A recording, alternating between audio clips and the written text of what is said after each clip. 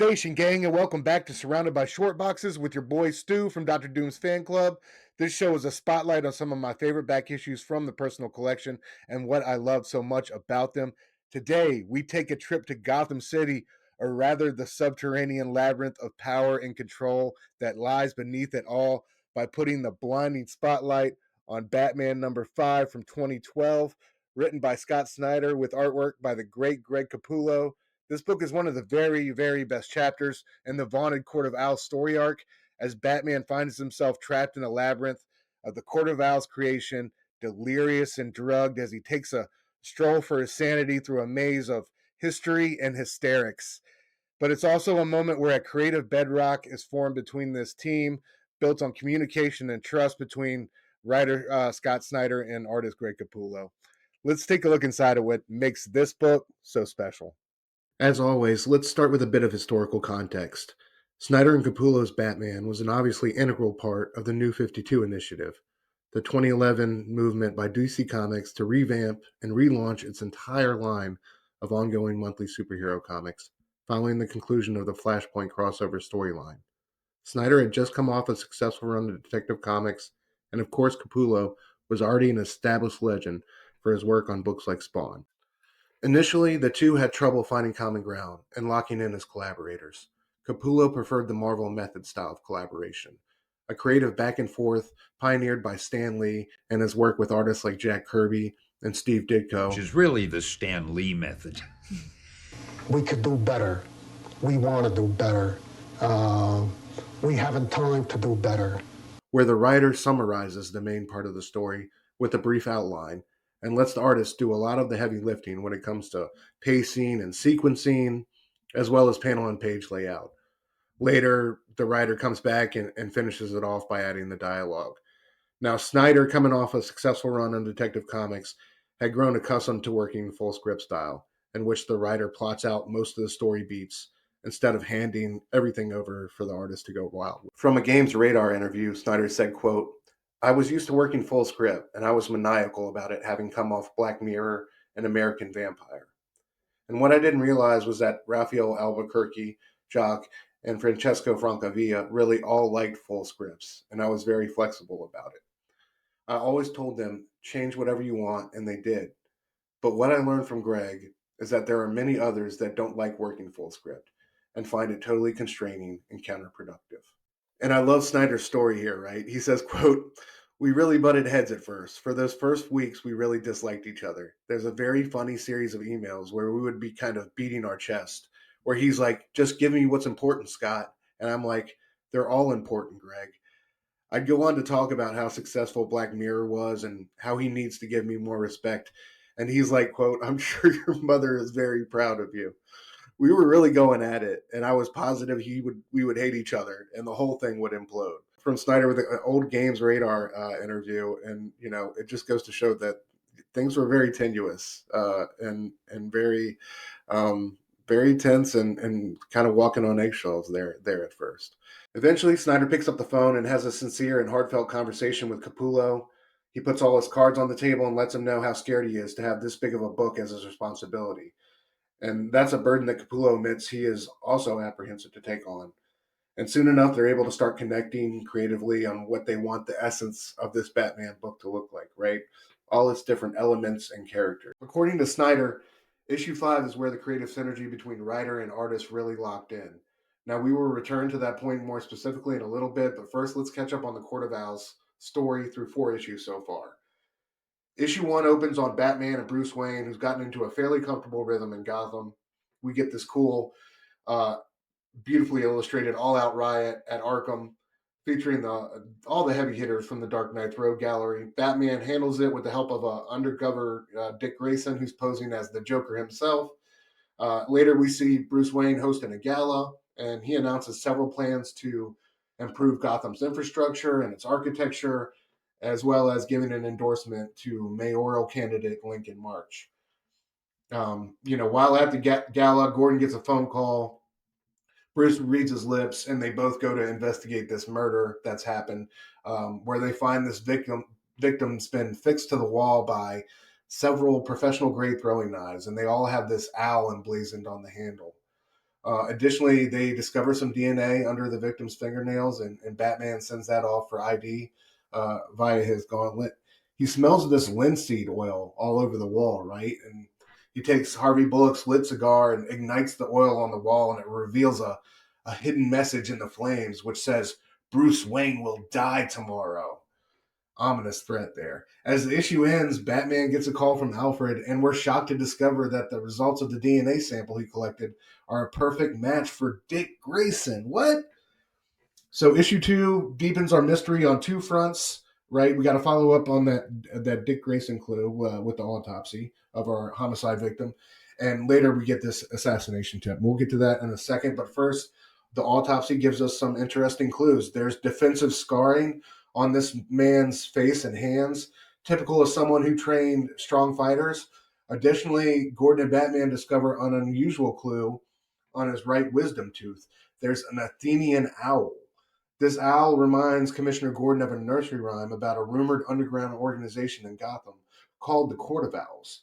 And Batman states flatly that the Court of Owls is an urban legend and nothing else. We also learn that Dick Grayson's DNA came to be under the victim's fingernails after the man grabbed Dick's arm and accosted him at the groundbreaking for the West Side Promenade.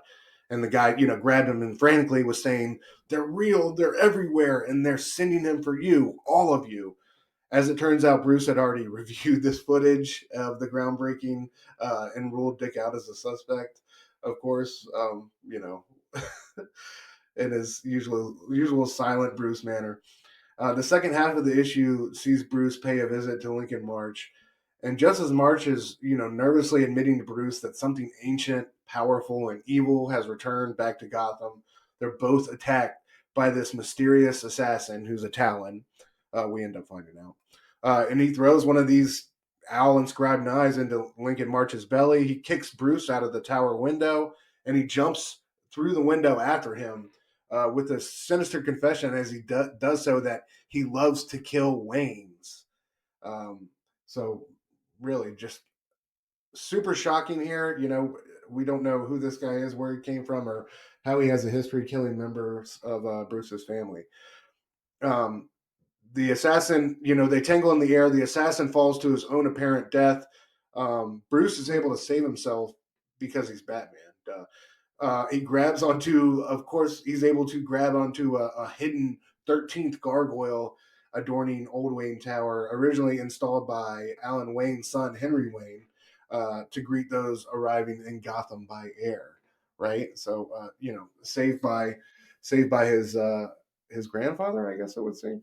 Below on the streets, our Talon is dead after landing on a car at terminal velocity, or so it would seem.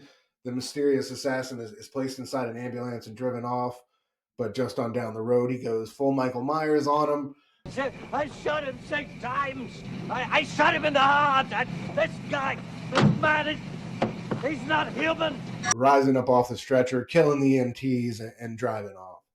So that's the end of issue 2. Issue 3 follows Bruce and Batman as his investigation into these seemingly connected events gains momentum. First, Alfred reluctantly divulges some information that near the time of his death, his great-grandfather, Alan Wayne, had become obsessed with owls, paranoid that they were hiding in the walls of the mansion. He had drowned to his death after falling into a manhole, and though no foul play was suspected, we should definitely keep Alan Wayne's death by disappearance into a subterranean abyss into the back of our minds as we move forward into our featured issue today. So, visiting Lincoln March in the hospital as he recovers from an owl knife to the gut, Bruce asks him, "What was up with that ancient evil you were talking about right before we got attacked yesterday?" Lincoln explains that he had been getting warnings and threats to drop his bid for mayor, and even found an owl in his apartment perched in his closet atop a little pile of bones. Bruce doubts the existence of the Court of Owls, saying that he'd know by now if they were real or not. Investigating the assassination and how the Talon gained entry into Old Wayne Tower, Bruce recalls his great-grandfather Alan Wayne was a superstitious man, right? Very superstitious, and had the 13th floor removed from Old Wayne Tower. But in doing so, there has to be a space, like a half floor, built to hold the bad luck of the 13th floor. Also, because he's Batman, He knows that, owls are a rare species of bird that don't build their own nest. Instead, they simply steal other birds' nests once they've been abandoned. So, putting these two clues together, he surmises that this talon assassin was probably using this abandoned space between the 12th and 14th floors in Old Wayne Tower as a hideaway the entire time. And that's how he attacked, right? Batman's suspicions proved correct in a big way. Ooh, that's a bingo. Is that the way you say it? That's a bingo. You just say bingo. Bingo! How fun! But I digress. Where were we? Yeah. He discovers a room full of weapons, training equipment, a talon suit, and a photograph from 1891 showing a group of people all wearing owl masks. Instinctively, Bruce asks Alfred for the addresses of every building built by the Alan Wayne Trust for Assisting Young Architects, right? Which was, this trust he had set aside for trying to aid young genius. He visits every address that was built from this trust, confirming that each and every one of these buildings has a hideout for the Court of Owls. Some are older, some are more modern, and with this shocking evidence of a secret society literally right beneath his nose, Bruce orders Alfred to open his great grandfather's crypt. He suspects foul play with his death now, and moments later, after he does so, the building he is in and investigating explodes with it, with him inside of it, and we see the Talon watching on with an owl on his shoulder, ominously. Issue 4 opens with Batman dealing with the explosion. He set off a tripwire in the owl's hideout. He is able to grapple out of the mess and the debris, and get to safety. It's a killer sequence here, killer action sequence here by Capullo. I love it. In the Batcave, we learn that Alfred and Dick are concerned for Bruce, primarily on two fronts. One, he's been pushing himself way too hard since the Talon assassination attempt. As we see here, he's only been sleeping because Alfred's been drugging him. And two, he's seriously underestimating his new enemy in the Court of Owls. He's still struggling to, commit to it as a concrete reality. After telling Dick they're only a myth, Dick reminds Bruce that while Gotham has belonged to the Waynes for generations, the city is 400 years old. During all that time, maybe Gotham has been controlled by something else. The Dark Knight brushes them both off, heads to the sewers where his great grandfather Alan had been found dead.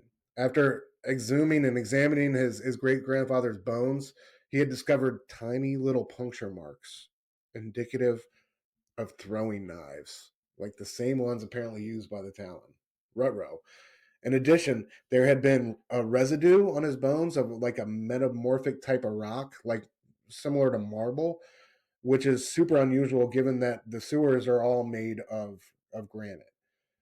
As Batman investigates the sewers, we see he is being stalked and hunted by Talon, or a Talon, who eventually ambushes him, takes off his utility belt, strips him of that, all his gadgets, and sends him careening into the darkness below. Where on the last page of issue 4, our stage gets set for our main course today. We got 3 masked figures from the Court of Owls appearing on one of these cool little owl eye screens that, Capullo brilliantly uses as a storytelling device throughout. They're welcoming Batman to the labyrinth, right? So yeah, now that we're all caught up, gang, let's turn our blinding white spotlight onto our featured book for today, issue 5. We open with a distraught Jim Gordon. He's been running the bat signal for 8 days straight now without a response from the Dark Knight. Then on our title page, we see different members of the Bat family, whether it's Dick or Damian, Barbara, Alfred, or Selina. Some are in the act of chasing down leads and trying to find out what's happened to their father figure, their mentor. Some are just plain stressed out and worried. Batman's been missing for over a week, and there's not a whiff of a clue about what happened to him. Down in the Court of the Owls labyrinth, Batman's slinking around in the dark, right? And our narration here is a unsteady dialogue of self as he plots and plods along, trying to stay out of the light, because he thinks the court wants to draw him out of the dark. Already on our first page of seeing him, something seems off about Batman. He is not in a good way. He sounds a little bit unhinged. And Capullo establishes this little detail early on that he uses throughout this issue that I love, that really helps convey the crazy for me. On Batman's mask / cowl, you'll see he's got his right eyepiece still intact, and it looks like, the regular Batman mask. But on the left one, it's missing. And in its absence, we have this exposed, bloodshot, bugged out eyeball of Bruce's that will be used so brilliantly by Capullo throughout this issue to kind of serve as a hallmark of his psychosis. We then move from the dark labyrinth to one of the best shots of the issue as we step into a room flooded with light, and Batman finds himself at the bottom of a giant owl fountain from which he's reluctantly drinking from, even though he knows he's being drugged from the chemicals in it as he does so.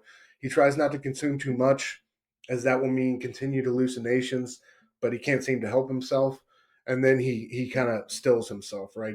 He's certain he's being watched and listened to, and he references owls and their special asymmetrical ears and how they use them to locate prey, which is actually super cool when explained by someone far more knowledgeable than I. So here you go. In fact, the owl's whole head is designed for listening. Its distinctive round face is shaped like a satellite dish, specifically to detect sound.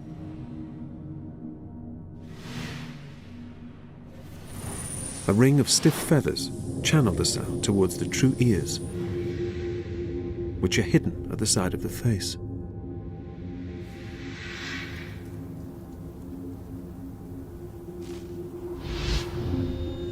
Some species of owl have one ear opening higher than the other. This unique adaptation allows the owl to work out what height a sound is coming from, as well as the direction. So, with the fear that he's being hunted, Batman heads back into the darkness to disappear, but that seems impossible, as he finds himself blinded by the pop of flash from an old-timey type camera, as he's in a room full of photos with pictures of hundreds of different people who also appear to be victims of this murder maze, right? And we see time-lapse photographs of their deteriorating physical and psychological state, you know, in this sick, twisted labyrinth that Batman has found himself in.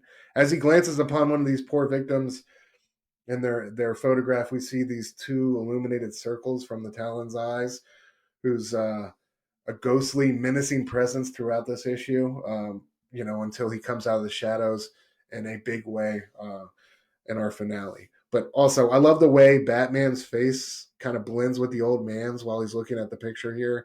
A bit of ominous foreshadowing about his fate.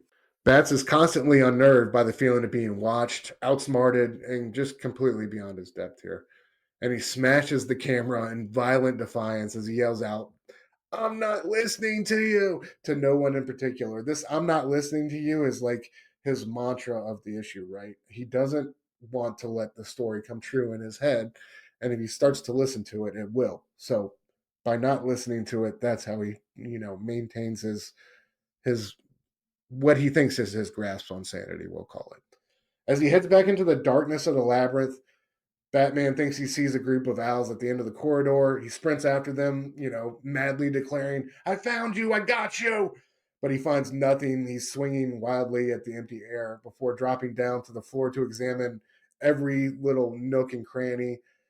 He feels especially unnerved at this point in time because, this grand conspiracy that he had been denying to the death of him has turned out to be true. And he's found out the hard way, possibly to the death of him. So the labyrinth is a special twist of the knife in that way. That Batman is a creature of the shadows, and even in the darkness here, he can't hide. And two, there's obviously way more to Gotham than he ever knew about.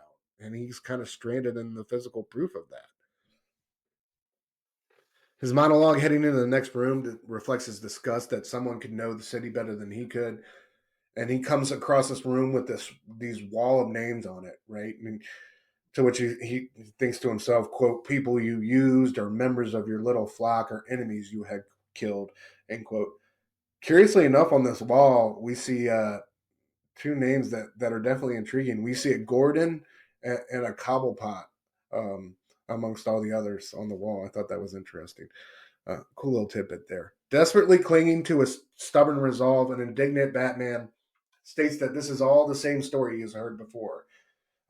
Entering a new room he hasn't seen before, a new chapter, Bats calls it, as he wonders what the court is trying to tell him here. This room has two giant talons hung on either side of it, and it's got rows and rows of these red coffins with children's pictures on top of them.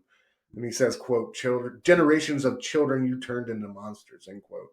Speaking to the fact that all these coffins most likely symbolically represent all those, kids that the court has taken and morphed and turned into talons, as we'll learn more about later in the arc. There is, however, one coffin open, and Batman starts to wonder what that means, but then, stops that thought, repeating the mantra of the maze: "I'm not listening, I'm not listening." In the next room, he finds this cool old ship. He climbs on top of it. It's got this owl for a masthead. And, as he's climbing up to it, the owl head kind of snaps around on him, freaks him out. He punches it all the way off. And, this is just a furthering of the spiral. Things are getting crazier and crazier. The hallucinations are really picking up speed. And like the next room he goes into, one he's been in before, the room full of pictures, he's blinded again by the pop of that flash, right? And I just love how Capullo and Snyder used the pop of that flash time and time again in this issue to disorient Batman, and constantly upend him when he thinks he's found a way or he's turned the right corner. It's just brilliant. This time, it's his own picture he sees on the wall, and I just love hear how he glares at the camera. He doesn't, violently destroy it this time around, and he shuffles back into the darkness. And this is, as he does so, this heads into the dramatic climax of our issue here. So Bats comes into the next corridor, and he finds what looks like eggs all on the ground, but at the end of the hallway, he can't believe it. He finds his parents, Thomas and Martha Wayne.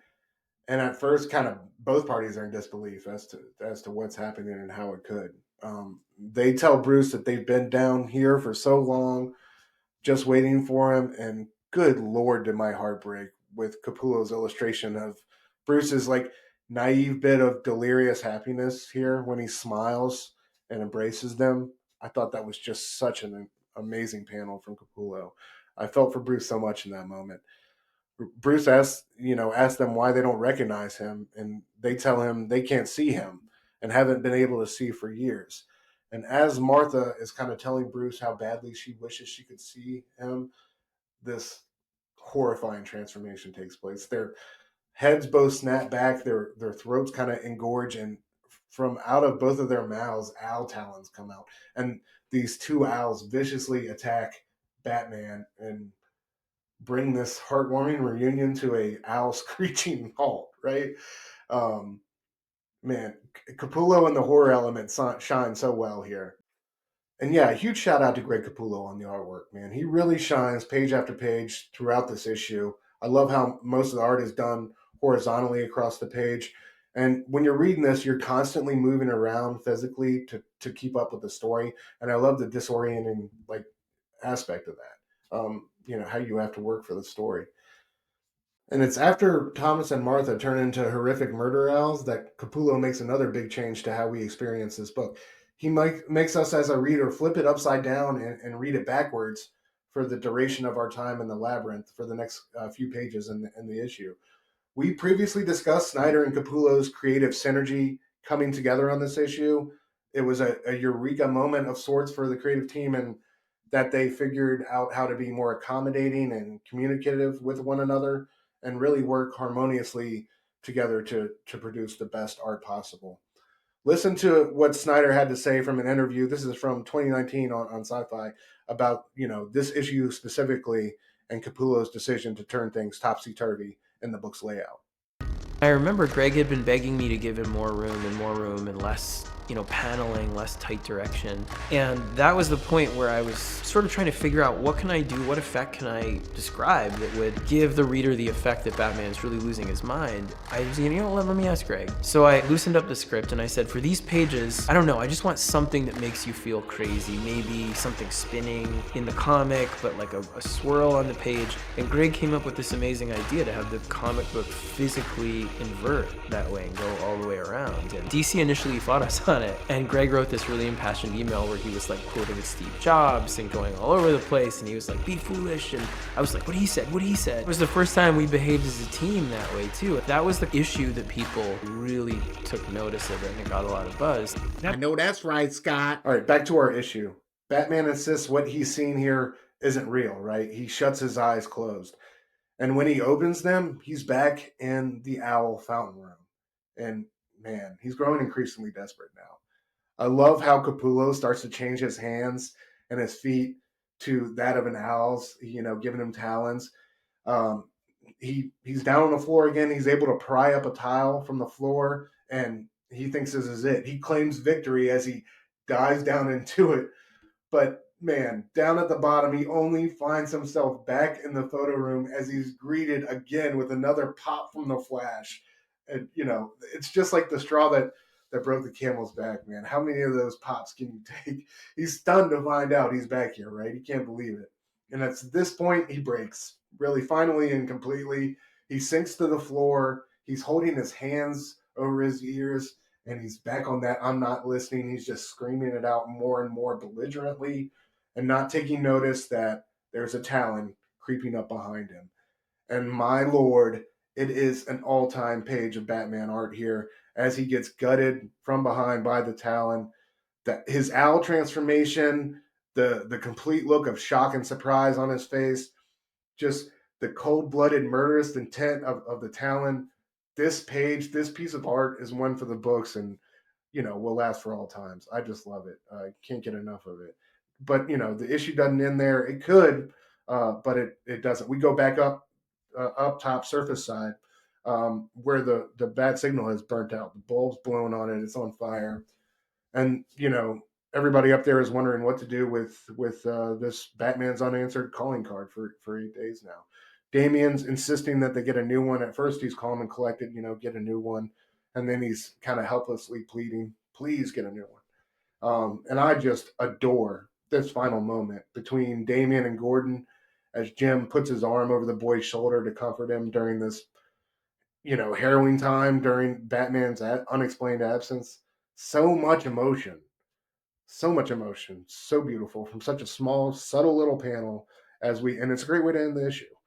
So, man, where do we go next? How the hell is Batman going to get out of this situation alive? Is he going to make it? Is he alive? Will he ever escape the labyrinth? I mean, could the Dark Knight perish in the bowels of Gotham, never to be found? I love Batman #5 first and foremost because it's such a new and refreshing chapter in the Bat mythos, and an amazing and all-time addition to the canon. It does an incredible job of challenging both Bruce and Bats and their settled status quo, upending it all and making him question everything he thought he knew about Gotham and his own family's history. It's a brilliant, timeless concept from Snyder, and I really, truth be told, haven't seen anyone come close to pulling off anything of this magnitude inside a Batman book since then, when it was released 13 years ago now. In an era when there's a Batman book for every day of the week, and where it seems like every Batman story has been told, this is a reinvigorating reminder of the power of reinvention while honoring everything that came before you. Also, I love this issue historically for what it meant to the collaborative partnership between Snyder and Capullo. Coming from two obviously completely different disciplines and schools of thought when it comes to the creation of a comic book, I love how writer and artist were able to put aside their egos and their bravado and let the art and the story come first. Listen to one another, with respect and find that shared vision.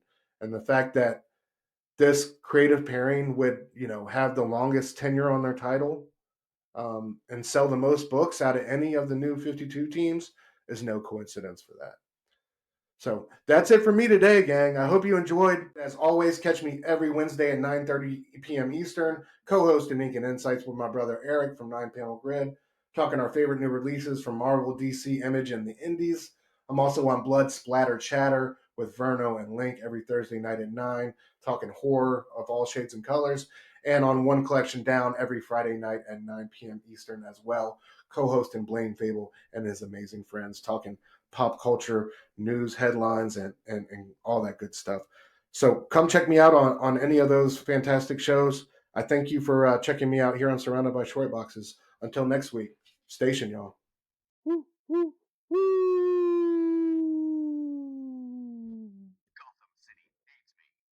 Does it though?